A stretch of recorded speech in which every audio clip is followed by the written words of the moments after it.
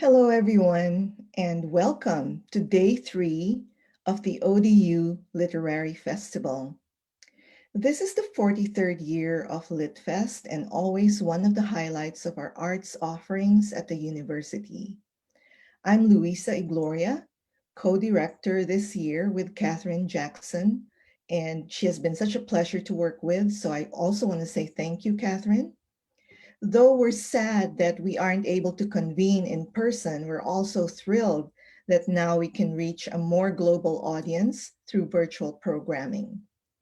Our festival theme of grit and grace came to us after we thought of how, even in the midst of overwhelming circumstance, it's always through the work of artists and writers that we find grace and hope. All the writers we've invited to participate in this year's festival are inspirational in this way. Before we start, I also want to thank some of the most important individuals and groups who have made it possible for us to present these programs.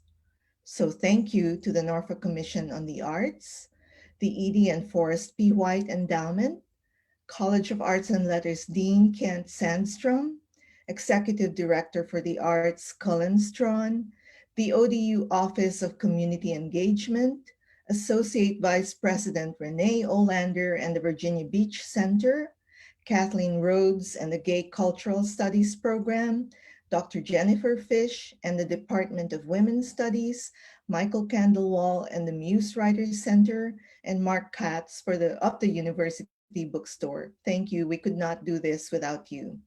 I also want to tell the audience that at the end of each reading, there will be a little time for a few questions that you can type into the QA box.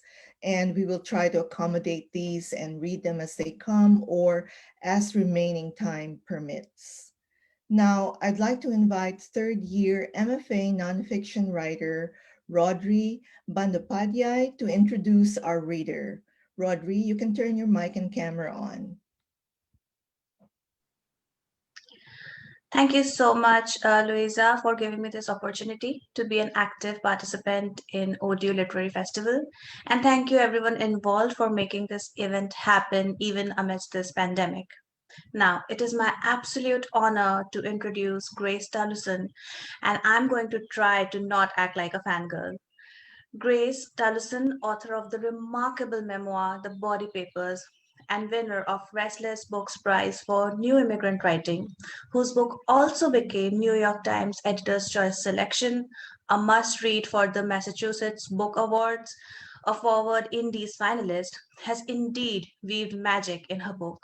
Her book carefully traces back and forth her journey, be it in life or as an immigrant, the careful exploration of trauma, survival, adjustment, fear, alienation, and so many such deep human sentiments is perhaps what made this book so universally applicable. As an aspiring writer from East, trying to create my own space in West, her book came to me as a blessing and as a message that I'm not alone. She, as an author in her book, was not just completely honest, but also very unhesitant and unafraid to own up her fears, insecurities, and shortcomings. She also never shies away from sharing the lessons she learned along the way. All these things put together brings us the memoir that hits home. Her book and its recognition single handedly clarify why we need more immigrant stories and more immigrant voices. It is my absolute honor to welcome her here today. Grace, if you would please turn on your camera and microphone. And welcome to the festival. Thank you. Thank you for that generous and thoughtful introduction, Rodri. I really appreciate how you read my work, and as a fellow immigrant, I look forward to reading your work when it comes out in a book. So thank you. I'm deeply grateful to all the sponsors of the festival. Thank you, Old Dominion University, and all the generous sponsors which made this possible. Thank you to Luisa Igloria and Catherine Jackson for inviting me. I've been looking forward to this festival ever since you invited me. And I know the world has utterly changed, and I'm really glad that we can find a way to still do this and come together in the ways that are possible. So I'm going to read some from my book. This is The Body Papers, which is out in paperback. And I'm also going to read from fiction, this program called One City, One Story with the Boston Book Festival. So those are the two things I'm going to read for today. And then we'll have some time towards the end for questions and some responses. So this is October, which is the beginning of Filipino American History Month. We celebrate this in October because that is when the first recorded presence of Filipinos in the continental US occurred after Filipinos came ashore in Morro Bay in California in 1587. One of the earliest Filipino settlements was in 1876 in what is now Louisiana. We Filipinos have been a part of this nation for centuries, and we are still working on becoming more visible, which is why Filipino American History Month matters. Part of what I explore and grapple with in my memoir, as well as in my fiction, is how histories of colonialism, war, trauma, and illness play out on one person's life, in this case, mine. There was so much in my life that I could not speak about, and so instead I turned to writing to express my reality. I started attending readings and book events in college, but it wasn't until I was in graduate school and I happened to go to a reading where there was a Filipino author in an event kind of like this. The author was NVM Gonzalez, author of The Bread of Salt and a national artist in the Philippines. He was famous, very well respected, well known, but pretty much unknown in the circles that I was in here in the US. When I was at that reading, it was full of other Filipino Americans, other Asian Americans, and the people in that audience were so hungry for NVM Gonzalez's work that his wife had to physically pull him out of that room many hours after he started the event because he was so mobbed by fans. I never set out to write a memoir. I wrote fiction in college and graduate school and afterwards, but I didn't think of creative nonfiction as an option for storytelling for me. And I also never considered myself a subject worth writing about. And part of that is because in all the reading that I did in my childhood, I did not read a book with a protagonist that was similar to me until I was about midway through high school and I came across Maxine Hong Kingston's The Woman Warrior.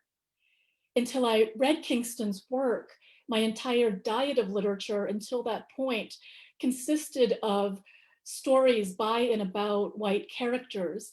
And maybe sometimes there was the occasional appearance of an incorrect idea of someone who looked like me. Those caricatures of the Asian or the so-called Oriental embarrassed me really deeply. I did not want to be read as a stereotype. And so I would brace myself for the humiliation and pain, whether it was from reading a book or watching a movie, about how we might appear on those very rare occasions that we actually did. But in Kingston's work, there I was, finally in a book, not as a side character or a stereotype or even a joke, but as a consciousness allowed its full humanity and complexity. I'd never seen this before, and I didn't know that it was allowed. As rich as my reading diet was, my imagination had been curtailed, and I didn't even realize my profound absence and invisibility from literature until I saw myself appear. And this is why diverse books matter, books by immigrants matter. Because of Kingston's work, I felt a space open up in my own imagination. And suddenly my idea of what could be possible in writing opened up. From her example, I realized that immigrant families, Filipinx characters, people that I knew and loved were worthy of attention in storytelling. And from then on, I've read very intentionally. I've sought out books by writers of color, immigrants, women, any marginalized voices. It used to be that I would buy a new book by an Asian American author once or twice a year. And I'm so happy to say that in the last few years, In order to keep up this habit, I'm buying a new book by an Asian American author almost every week. And it's really wonderful for me to know that there's so many of these books in our community that I can't even keep up. In the past few years alone, there's been so many books by new books by Filipinx American writers. And I'm glad that my book is part of that. And I can't wait for all the other books to come. So I'm going to read a little from the body papers. I'm going to read from a chapter called The Green Station Wagon. I'm thinking a lot about immigration as we lead up to this election season and how important it is for me to talk about, write about, tell my story as an immigrant, to speak against and challenge the dominant narrative about who immigrants are, and to challenge the negative stories, the lies, frankly, about who we are in this country. So this is from the body papers, and it's called Green Station Wagon. My parents said nothing about it at the time, but when my father's student visa expired, we became what today would be called undocumented. There was plenty of documentation that we existed. My father had bought a house, started his own business, paid taxes. But despite that, and the immigration lawyer our father hired, our paperwork took many years to process. And my parents, my older sister, and I were soon out of status in administrative violation of the nation's immigration laws. We were advised not to leave the country if we wanted to be allowed back in. In the Filipino community, there's a term called TNT, short for Tago and Tago. It's a Tagalog term translated literally as hiding and hiding from immigration. My father tells me today that he was not scared of deportation, even though he would have lost his business, his home, and our education. Our lives would have been diverted from their paths, perhaps permanently. My mother adds that we weren't actually hiding because, quote, immigration knew where to find us. I was a teenager when my parents told me why I couldn't visit my cousins in Canada during the summer or study abroad or vacation in the Caribbean. The realization hit me. I was an illegal alien. I had heard what people said about, quote, us illegals and how they blamed us for society's problems. My younger siblings who had been born here had a right to be in this country, but I didn't. The future, my future, suddenly went dark. My older sister, Tessie, and I could be deported to the Philippines, a place I barely remembered. I couldn't fathom starting over in a foreign nation, even though I knew that's exactly what my parents had done when they came to America. My parents hid our immigration troubles from us until they had to tell my sister Tessie and me why we were being taken out of school for medical tests and blood tests, fingerprinting, background checks, and interviews during the immigration process. Our parents wanted to spare us the worry, but once I was so physically involved with immigration, I realized how precarious our status was. The whole time, I was terrified. I had never thought about how meaningful US citizenship was until I was told I didn't have it. With a shuffle of papers, life as I knew it could be lost. I am still astounded by how meaningful these papers are, how they are pasted onto our bodies and determine where and how we can move through the world. Years later, after we had become US citizens, my father gave me a folder with Grace Amnesty scrawled across it in blue pen.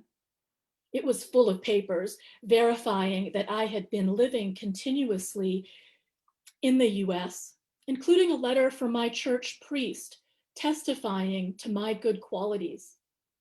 There was also a memo from the Department of Justice's Immigration and Naturalization Service asking me to voluntarily return to my country of origin with my parents.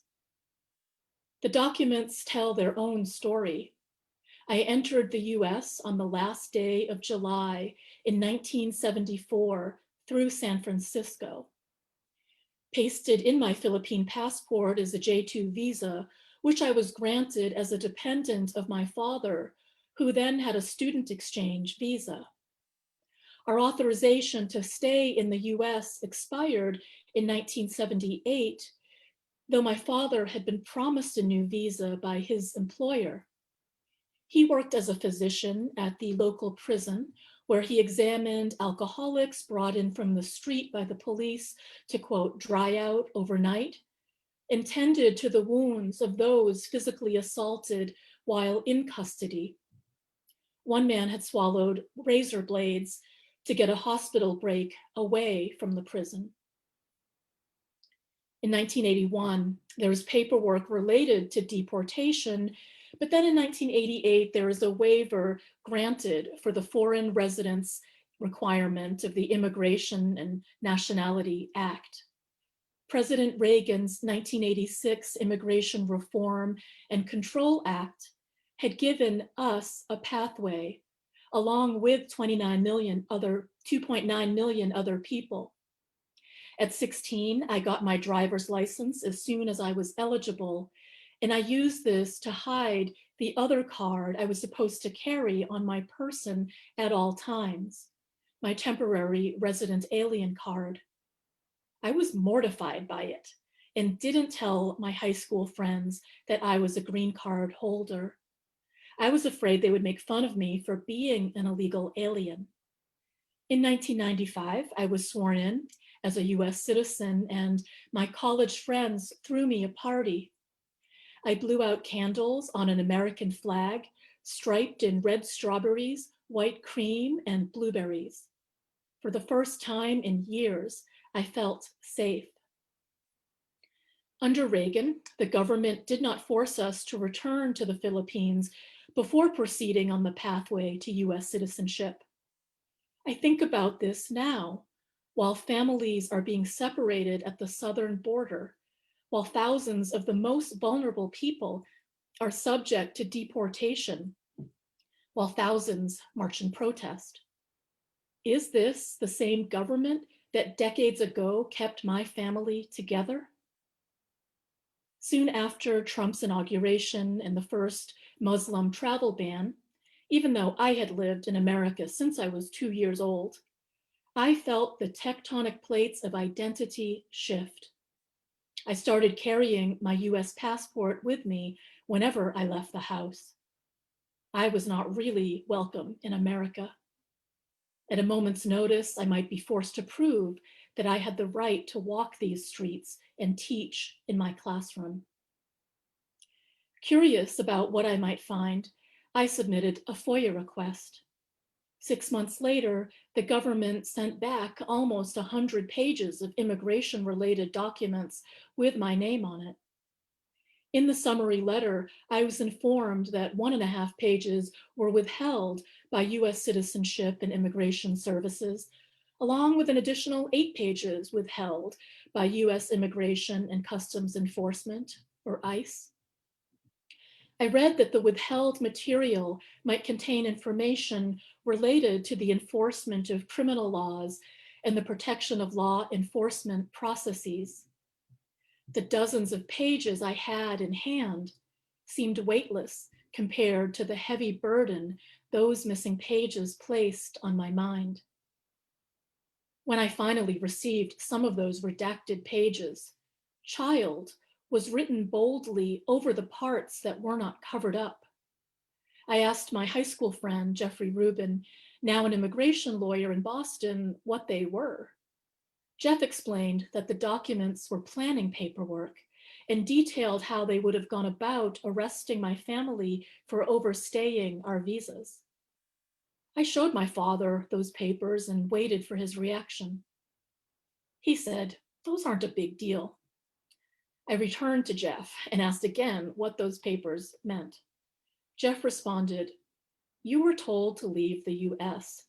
This is heartless and exactly what they're doing to many, many people right now. They are saying, get lost, you are expelled. Perhaps my father's way of approaching the world, a no worries, cavalier attitude, is the better way to be. I am careful, I worry, I over-research, I go over everything I do before I act, from making hotel and restaurant reservations to making medical decisions. I am a cautious person who does not get very much done. Perhaps my father's nature is what drove him to emigrate in the first place. He is that special kind of person who would leave everything he knew to brave the unknown with the certainty that he was moving toward a better life. My father believes everything will work out. And after all, didn't it? We never had an accident in the green station wagon, but we had a few near misses. We almost had a head-on collision with a long-haul truck, a memory that is only light and sound, my parents screaming, the truck's throbbing horn, lights flooding our car like a lightning storm, illuminating our terrified faces. My father swerved and the truck flew past us like a hot belching dragon. The other near accident happened in that car during an ice storm in the middle of the night on a deserted highway. Us kids were sleeping untethered on the seat that folded into a flatbed when the car spun on black ice. My mother, a driver from the Philippines, did not know how to steer into a skid. This was it, she thought. Our luck had run out. She turned from the driver's seat to look at us, her children, certain she was about to see us fly through the window glass onto the highway. But instead, there was Lolo, her dead father, hovering over her sleeping babies, his ethereal body a blanket that held them in place. My father continued to drive the green station wagon even after he was established as a surgeon and was parking in the doctor's lot amidst luxury Mercedes, BMWs, and Audis. It held so much value for us, even if others couldn't seem to see the green station wagon's potential. Finally, after 15 years, it became time to get rid of that beloved car. My father parked it on our front lawn with a cardboard "for sale" sign. Each week he discounted the price until eventually he had to pay a man $200 to tow that car away. The car was hitched up, and at first the end dragged on the tar of our driveway, sparking orange. As the tow truck eased its way out of our long driveway, I was surprised to see my father step into the middle of the street, where he stood quietly on the yellow median until our green station wagon disappeared from sight.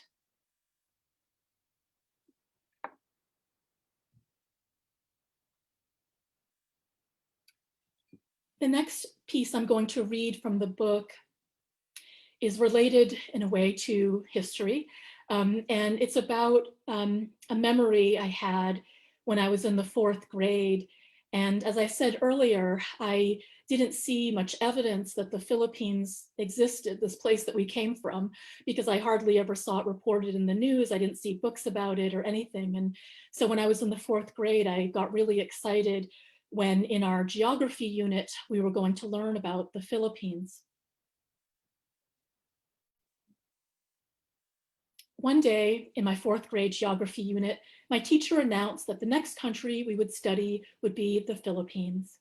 I raised my hand and waved it back and forth. My parents are from there. So was I, but back then I didn't think of myself as being anything other than American. My teacher was surprised. She thought we were Chinese. She invited my father to come and talk to the class about the Philippines. I was queasy with excitement as I watched my father spread decorations from home onto the walls and 2 desks of the classroom. Weapons of Moroland, a black plaque of tiny metal swords from Mindanao. a lamp of round flat shells strung together. His fanciest Barong Tagalog shirt, the one woven from piña cloth. It may have even been the same one he wore when he married my mother. He almost included in the display a carved wooden figurine of a man sitting in a barrel. When you lifted the barrel off the man, he was naked and boing, a stick as long as one of his legs popped straight out from the center of his body. I begged my father, leave Barrel Man at home. My classmates clapped for my father after his presentation, and my teacher was so impressed with the authentic Philippine artifacts that she asked my father to leave the display up until our country study was over. The next week during social studies, my teacher said, "Today we will learn about the Tacidai people. Has anyone heard of the Tacidai?" She stared straight at me. I shook my head. She went on and described a lost tribe recently discovered in the Philippine jungle. The story was that they had been untouched by modern life since the Stone Age. They were a window to humanity's early days. "Are you sure you don't know about the Tacidai in the Philippines?" she asked me. I had never heard about them from my parents or anyone else, but the teacher said she had proof, a film strip. As my teacher threaded the canister of film into the projector, a boy sitting next to me tapped me on the back. "Do you want to see a film strip?" he asked. My friend next to me whispered loudly, "Do not answer him." Flattered by his attention, I nodded. The boy cupped his hand around his eye as if it was a camera lens and moved his other hand in a circle next to his ear. "Good," he said. "I'll film and you can strip." Everyone laughed, and I did not know where to set my gaze. Were my classmates now suddenly picturing me taking off my clothes? The teacher asked someone to get the lights. She explained that even though the Tacidai were backwards people and lived in caves, they were a noble and peaceful people whose vocabulary had no words for war or enemy. There was Lobo, a child with shoulder-length curly hair on the film strip. My classmates argued over the child's gender. Boys didn't have hair as long as that. Someone pointed to me and said, "Look, there's your future husband." I was mute with shame. At the time, I knew no more about the Philippines than my classmates, so I could not tell them that the Tacidai were considered a hoax later. Manuel Elizalde Jr., an amateur anthropologist, introduced this group to the world, allegedly promising money to those needy folks in exchange for this performance of primitivism. And he was right. It was what the world wanted to see. Briefly, the world's attention suddenly focused on the Philippines, and here I was in an American fourth grade classroom, seeing the first images of my home country I'd been exposed to since we emigrated. I was relieved when our study of the Philippines ended and I could dismantle the display of our family's decorations from the classroom. As I loaded the things into my bag, I noticed that some of the metal blades were missing from the black plaque, and some capiz shells from the hanging lamp were cracked. As I folded my father's barong, I noticed the shirt was stamped by multiple sneaker threads. The barong must have slid from the desk to the floor. I brushed the delicate beige cloth, stiff like paper, but it couldn't erase the shoe prints from its back. So I'm going to switch over for the next few minutes, and I'm going to read from fiction from this piece that is in this One City, One Story publication for the Boston Book Festival. I'm only going to be able to read an excerpt from it. So if you're interested, you can go to the Boston Book Festival's website and download a free copy of the story. It's been translated into Spanish, Portuguese, Russian, um, and Tagalog. And I also, there's also an audio edition that I read out loud, so you could hear the rest of the story there. So this is a short story called The Book of Life and Death. And it is a story that I actually published a while ago, and I revised it and rewrote it and set it to occur now, like to occur during this pandemic time. I don't think we're going to get to the part in the story where we sense that it is the now times, but that is where the story goes. And it centers around a protagonist who is one of the many millions of overseas Filipino workers. And this particular protagonist, her name is Mary Bell, and she's a domestic worker in Hong Kong. The Book of Life and Death. Ever since I left the Philippines to try my luck overseas, I've been lugging around a series of mismatched plastic-covered photo albums and scrapbooks I call Mary Bell's Book of Life and Death. It's a series. When I start a new album, I tape a ribbon to the center page, splitting the photo book into 2 chapters, Life and Death. I fill the pages of each album with snapshots of those who have just taken their first breath and those who have taken their last.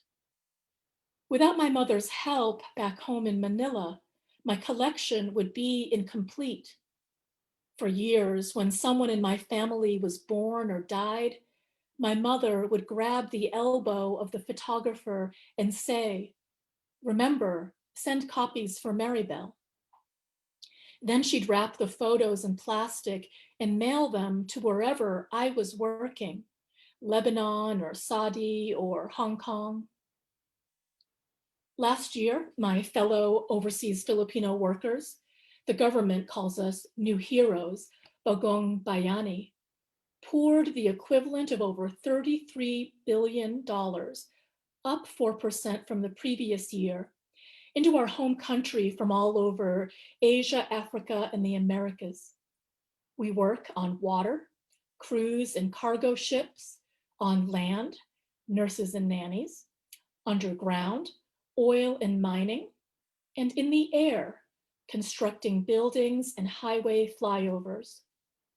We are described as human capital stock, but I am very much human.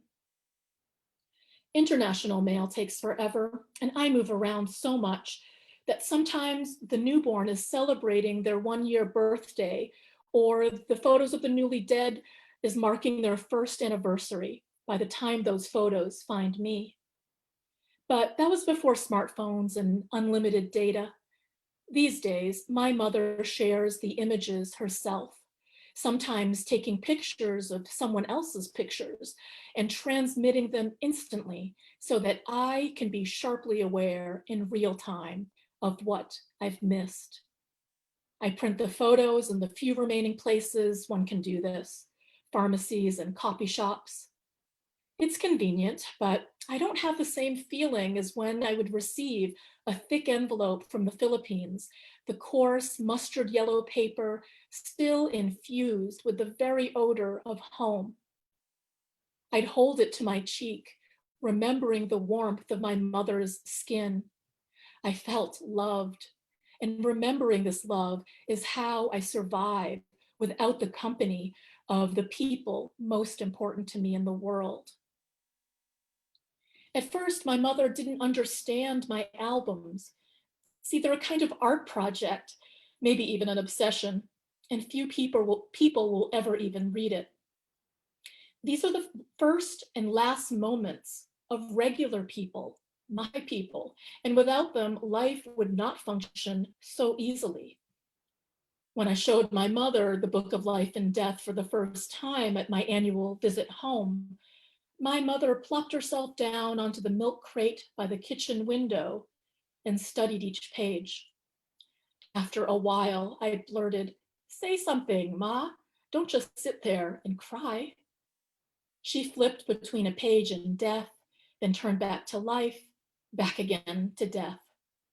She grimaced a smile. It's so beautiful, it hurts. Since then, my mother's been a kind of co-author to these books. For the life section, I accept entries of a baby's first photo only. Those photos are always the same: a blue or pink knit cap, eyes glossy with ointment and puffed into slits, head slightly pointed at the top. These are the pictures of lives waiting to happen. My own daughter, Anne, appears in volume 5, and only a few weeks after her newborn photo was taken, I handed her to my mother and caught a plane back to the Middle East because I had to take care of another mother's baby. In the death chapter, these are variations on a theme. Grieving family members pose in front of the casket beside wooden easels with wreaths of birds of paradise and sampaguita, its white bells ringing fragrance. Silk banners, the kind that beauty pageant contestants wear, cross the bereavement wreaths, but instead of Miss Massachusetts or Miss Manila, the painted letters read, beloved father, devoted husband, loyal brother. Over the years, some patterns emerge. The baby photos are split equally between male and female, but I've noticed more men fill my death pages. Perhaps this is due to their bad habits, those cigarillo breaks every half hour, and without the pressure to maintain their figure, those breakfasts of fried rice, eggs, and spicy longanisa with cubes of pork fat in each bite. Or maybe it's their dangerous work, oil and construction, the jobs no one wants. Some deaths were sensational and noteworthy enough to be written up in the Times or Bulletin, and I saved the corresponding newspaper clippings inside the plastic photo sleeves behind the photo. A handful of family members already appear in both sections of the Book of Life and Death. In the 11 months of 1 year that I was working abroad, my sister fell in love, married, gave birth, and buried her daughter. My uncle's 9th child, Francis, was walking with friends after school in a crosswalk when his life was ended by a speeding jeepney. A cousin sent me the YouTube link to the closed circuit video, and if I wanted, I could watch him die as many times as I wished. But why would I? Why would anyone? After making these books for 20 years, I know that despite the best and worst, life goes on. Widows remarry, the grieving laugh again. We try so hard to be happy, despite life's most depressing news of all.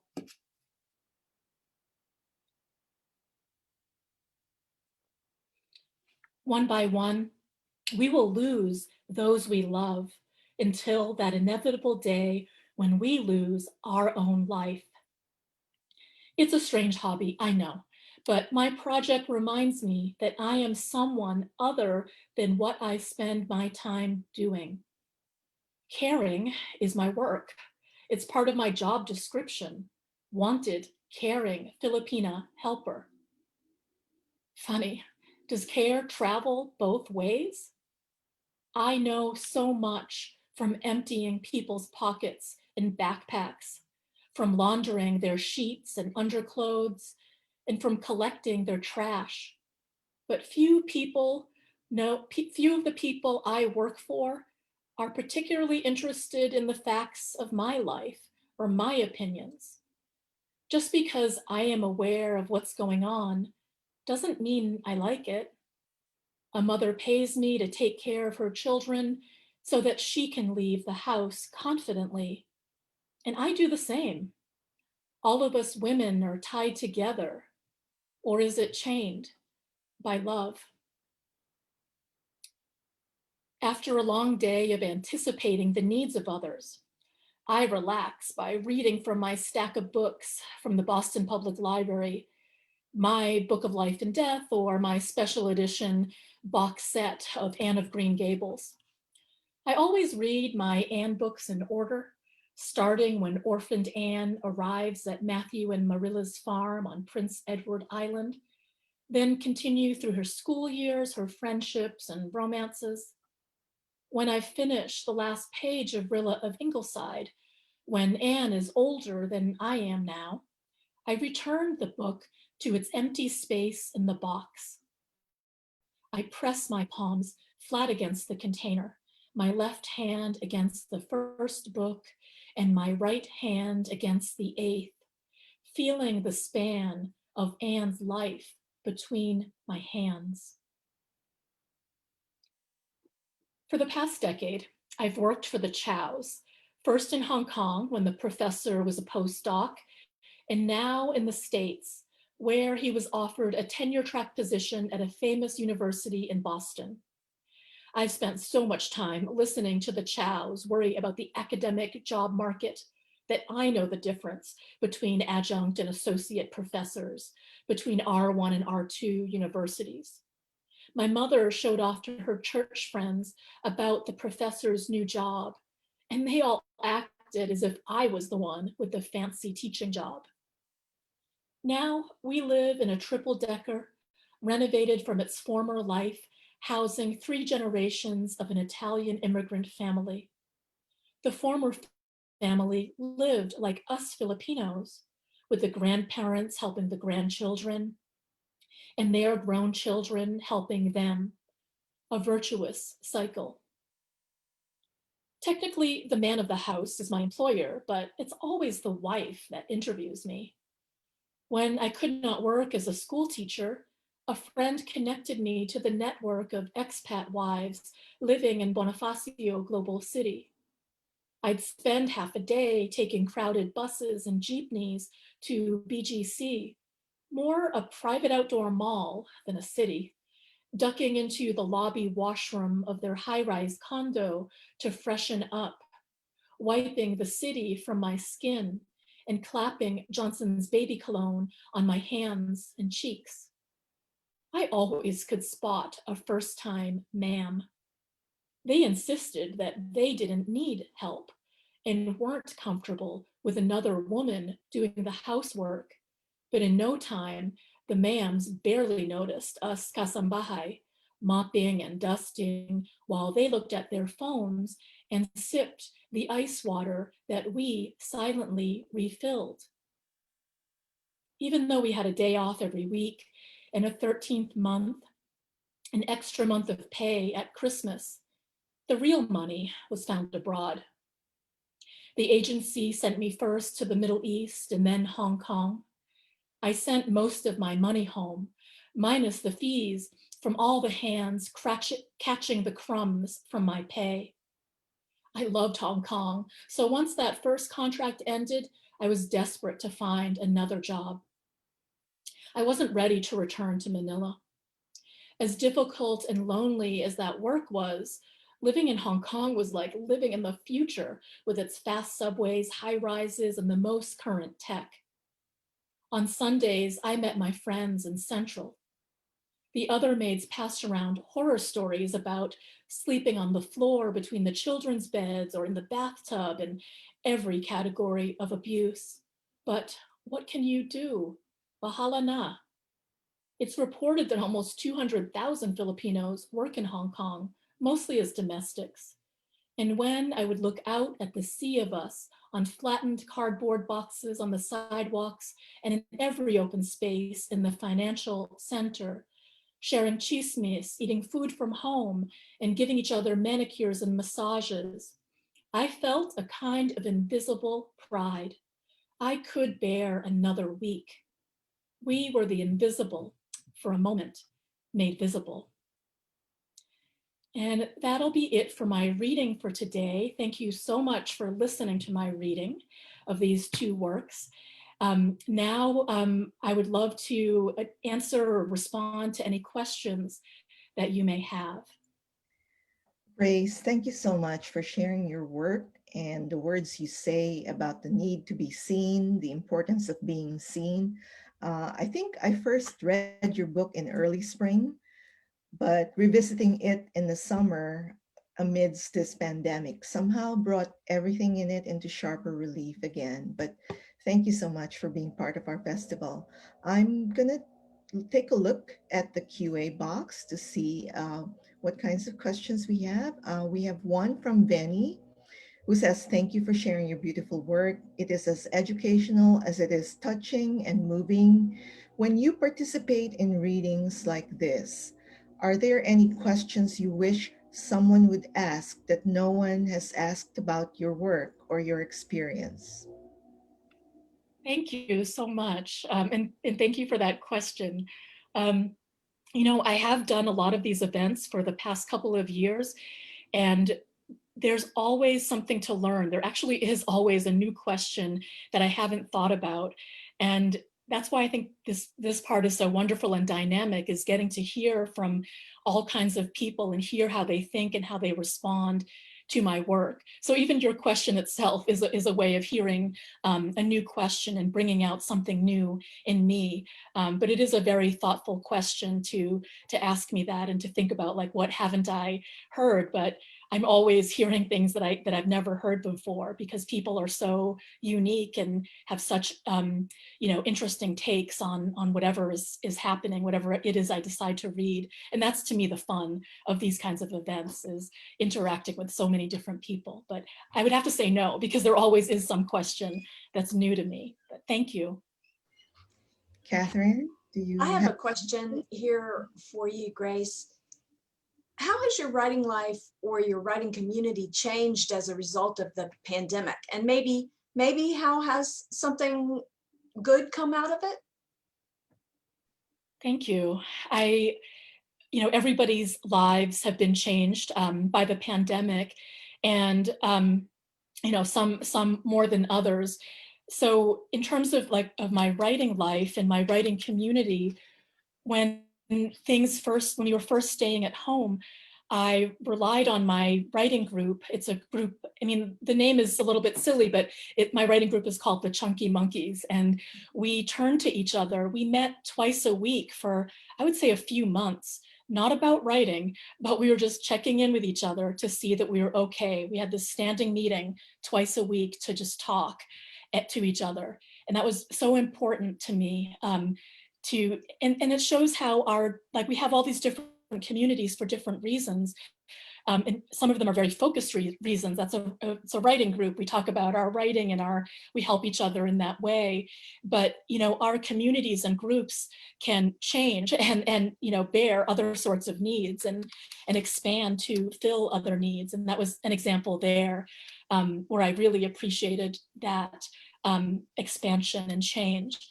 But I there's like good and bad. So one thing is that I can attend events that I would not be able to attend, and I can participate in things that I would not be able to participate in because of travel. And so this having events on Zoom makes some audiences and some events more possible. And I noticed that when I was doing events early or late last spring, people told me directly. They said, I would have, usually I'm at work, or I wouldn't have been able to go to an in-person event and then go to work or go take care of my family or all the other things I needed to do. But they could turn on the computer and show up for an hour and, participate in a way that was not possible because more barriers were there. So, but I mean, I think that could tell us something about how to proceed when this kind of lockdown or stay at home is over. Maybe there are ways we can make literary events more inclusive to more people. I would really appreciate that. Thank you. All right, Grace, I have a question here from Stephanie, and I apologize if you hear any noise in the background. Suddenly, there are workers in the street in front of me.